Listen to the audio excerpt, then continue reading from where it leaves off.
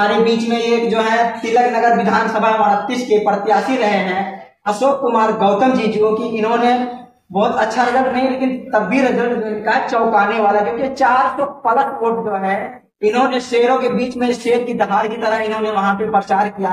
का प्रचार आप सोशल मीडिया पे देखे होंगे, कई यूट्यूब चैनलों पे देखे होंगे, जिस तरीके से मानव काशीराम साहब साइकिल से लेकर के प्रचार करते थे, जनता को जगाने का, उनके बहुजन समाज को जगाने के, उसी तरीके का सेम रोल अशोक कुमार गौतम जी ने तिलक नगर विधानसभा के अंदर इन्होंने साइकिल से प्रचार करना काम किया। तो इनसे बात करेंगे। तो सर, सबसे पहले में तो हमारे यूट्यूब में आपका स्वागत है। तो सर, जिस तरीके से आपने साइकिल से प्रचार किया था, तो आपको ये मतलब ऐसा आइडिया कैसे आया कि किस तरीके प्रचार करेंगे? सबसे पहले सर्वेश भाई जी, आपके चैनल को धन्यवाद। और जहाँ तक हमारे दर्शक देख रहे हैं उनकी मैं ये भी करता हूँ। रही बात आप चुनाव से संबंधित बात कर रहे हैं, तो चुनाव भी आपने देखा है कि जैसे कि सारी पार्टियां चुनाव लड़ी थी और सबकी अपनी अपनी तरीके की जो है रणनीति होती है और चुनाव लड़ने का ढंग होता है। तो देखिएगा, हम तो अपने जो माननीय कांशीराम साहब थे, जिन्होंने साइकिल चला के देश के अंदर बहुजन समाज पार्टी इतनी बड़ी पार्टी जो है समाज के बीच में साइकिल चला के जनता को जगाया, घर घर तक जाके उन्होंने एहसास करा दिया कि देश के तमाम दबे कुचले लोग हैं, कमजोर लोग हैं, जिनके लिए बहुजन समाज पार्टी बनाई गई। और हर लोग आरोप लगाते हैं कि आज बहुजन समाज पार्टी मिशन से हट गई है, बहन जी भटक गई है। तो मैं उनको ये बताना चाहता हूँ कि एक साधारण से कार्यकर्ता को आज भी अगर कोई पार्टी मान सम्मान देती है तो इस देश के अंदर बहुजन समाज पार्टी है, आदरणीय जी है। जैसा कि आपने देखा कि मैं एक साधारण कार्यकर्ता हूँ, बहुत पूंजीपति घर से नहीं हूँ, बहुत ही मध्यम परिवार से आता हूँ। मेरे पास इतना संसाधन नहीं था, मगर लंबे समय से बहुजन समाज पार्टी में मैं एक कार्यकर्ता की हैसियत से लगा रहा। इधर जो है जो प्रदेश क्षेत्र कमेटी से मेरे कार्य को देखते हुए उन्होंने बहन जी के सामने ये बात रखी। तो आदरणीय बहन कुमारी मायावती जी, उन्होंने अगर देना चाहती तो बहुत सारे लोग तिलक नगर विधानसभा पे खड़े थे कि मैं पार्टी को चंदा देना चाहता हूँ, मैं ये कर दूंगा वो कर दूंगा। मगर जो हमारी प्रदेश कमेटी रही, उन्होंने कहा कि नहीं, इस देश में बहुजन समाज पार्टी जो है बनाई गई है, जो कमजोर वर्ग के लोग हैं, जो मान सम्मान हक अधिकार की लड़ाई कर रहे हैं, तो ऐसे अगर हमारे कार्यकर्ता संघर्ष कर रहे हैं तो उन्होंने मुझे मौका दिया। जैसे ही मुझे मौका मिला, मुझे अपनी पार्टी के संस्थापक श्री माननीय कांशीराम साहब की याद आई कि उन्होंने साइकिल चला के पूरे देश के अंदर अगर बहुजन समाज पार्टी को खड़ी कर सकते हैं, तो जो लोग आरोप लगाते हैं बहुजन समाज पार्टी केवल चुनाव के टाइम में आती है, क्षेत्र में दिखाई नहीं देती है, तो मैंने ये दिखाया कि मैं बहुत बड़ी गाड़ी मोटरसाइकिल ना करके एक साइकिल के माध्यम से मैंने ये पूरे कांग्रेस, भारतीय जनता पार्टी, आम आदमी पार्टी के पसीने छोड़ा दिए कि आज बहुजन समाज पार्टी इतनी मजबूत है, जिस साइकिल से पार्टी चलाई गई, आज उस पार्टी में अगर बहुजन समाज पार्टी का प्रत्याशी अगर साइकिल से भी चुनाव लड़ेगा तो हम आपके पसीने छुड़ा देंगे। तो सर, दिल्ली में तो आप साइकिल से जिस तरह प्रचार किए हैं, तो एक इतिहास रच दे, क्योंकि दिल्ली में सोशल मीडिया पे हर जगह अशोक कुमार गौतम तिलक नगर विधानसभा साइकिल से प्रचार किया। तो ये जो आपका मतलब प्रचार करने का तरीका था, पहली बार जो है ऐसा कोई प्रत्याशी बहुजन समाज पार्टी को मिला था। बहुजन समाज पार्टी के आगे आप क्या करेंगे? ये सबके अपने संसाधन हैं, मैं नहीं कहता कि आप साइकिल से ही चुनाव लड़ो, मगर मैं उन लोगों को एहसास कराना चाहता हूँ कि हम अगर पूंजीपतियों से देश के अंदर जो मनवादी मानसिकता के लोग जो बहुत बड़े पैमाने में पैसे का धन का उपयोग करते हैं, बहुजन समाज पार्टी आज कितनी भी ताकत लगा ले, हम लोग चाहेंगे कि हम लोगों को शराब बांट दे, पैसा बांट दे, दिहाड़ी बांट दे, छलावा कर दे, तो ऐसा हम करके कभी भी चुनाव ना लड़ेंगे और ना ही हमारी पार्टी इसकी इजाजत देती है। एक बहुजन समाज पार्टी की जो आइडियोलॉजी है, विचारधारा है कि दबे कुचले लोगों को एहसास कराना, शासन सत्ता में ले आना। तो हम पूंजीपति हमारे सामने हैं। अगर मैं चाहूंगा भी कि मैं शराब बांटूंगा, तो उनके पास इतना पैसा कि बहुत ज्यादा शराब बांट सकते हैं। अगर हम एक गाड़ी लेके चलेंगे, 10 गाड़ी लेके चलेंगे, तो 100 गाड़ियां लगा देंगे, क्योंकि उनके पास उनका जिनसे मुकाबला है।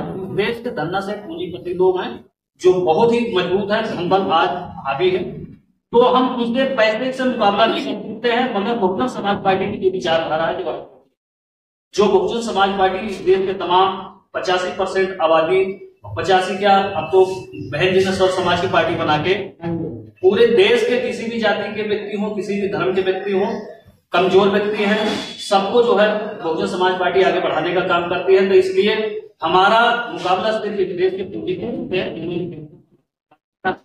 तो हम सोसाइटी का जो हमारा माध्यम है, उसके माध्यम से देश के समाज के दबे कुचले को एहसास दिलाना चाहते हैं कि यदि आप लोग हिस्सेदारी लेना चाहते हैं तो बहुजन समाज पार्टी एक ऐसी पार्टी है जो आपको हिस्सेदारी देगी।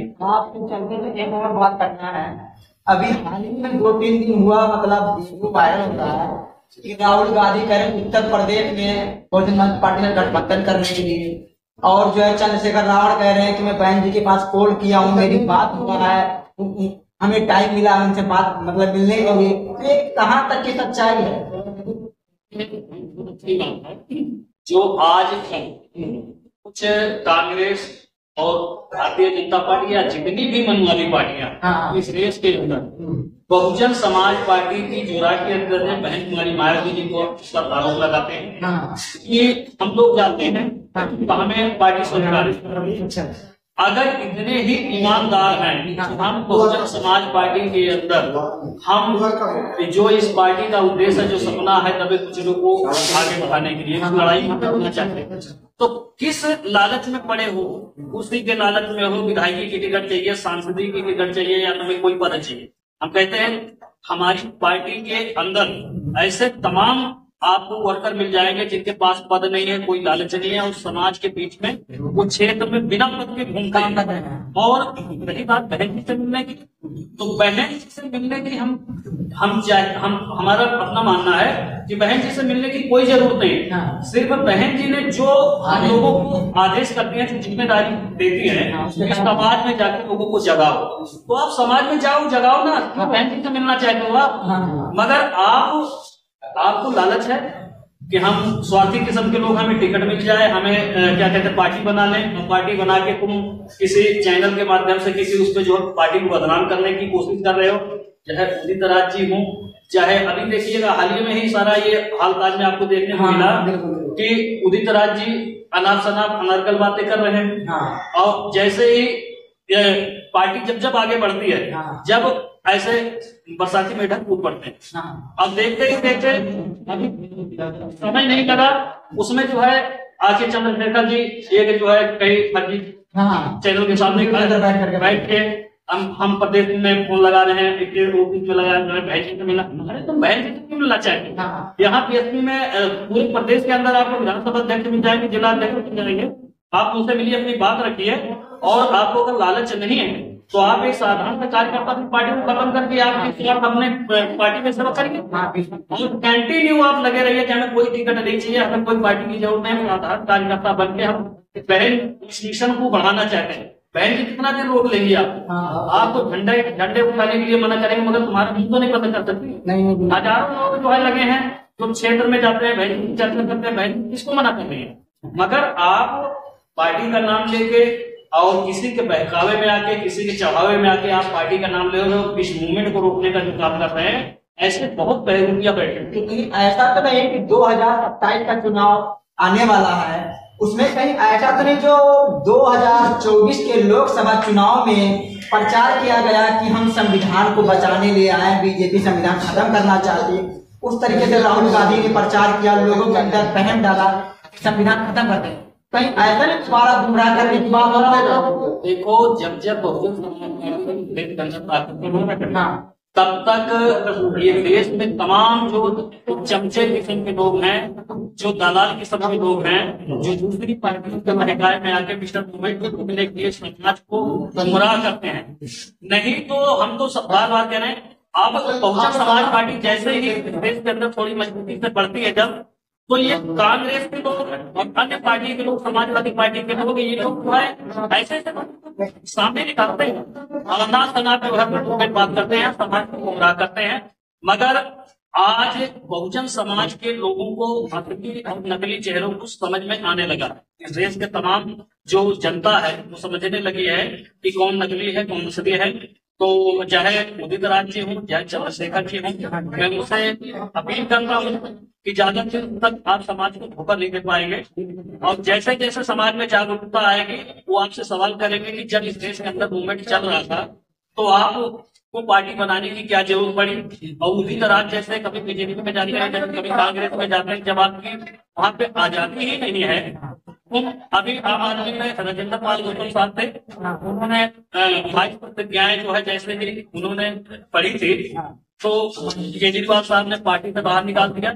आज इतने हमारे पुरंदर कांग्रेस और भारतीय जनता पार्टी के बीच में जो है पार्लियामेंट में चुन के जा रहे हैं, मुझसे पूछो कि वो गूंगे बहरे कहाँ हैं। चलिए ठीक है, आपसे बात करने के लिए सर बहुत बढ़िया, धन्यवाद। जी। चलते चलते मैं एक बात और कहूँगा अपने साथियों को, क्योंकि जो है हमारे गांव यानी बस्ती जिले कई दिनों से बाद में फोन आया था कि जो दिल्ली में साइकिल से जो प्रचार कर रहे थे जो प्रत्याशी थे उनका एक बार इंटरव्यू जरूर लीजिए। तो मैं दोस्तों आप लोग को पहचान कराना चाहती हूँ, यही वो प्रत्याशी हैं जो बहुजन समाज के बहुत जुझारू प्रत्याशी, बहुत अच्छे प्रत्याशी हैं। इनका मान लीजिए पूरे भारत में इनका मतलब नाम चल रहा है। माननीय काशीराम साहब के बाद में जो है साइकिल से प्रचार करने वाले यही वो तख्त है। और लोगों को याद कर लेना, ये तिलक नगर विधानसभा से आते हैं और ऐसे ये रहने वाले प्रतापगढ़ के हैं। ये देखिए यही शख्स है जो साइकिल से प्रचार कर रहे थे। अभी भी पूरे प्लेटफार्म में सोशल मीडिया पे इनका चर्चा चल रहा दोस्तों। तो आप सभी को हमारे धन्यवाद, आप सभी को भी।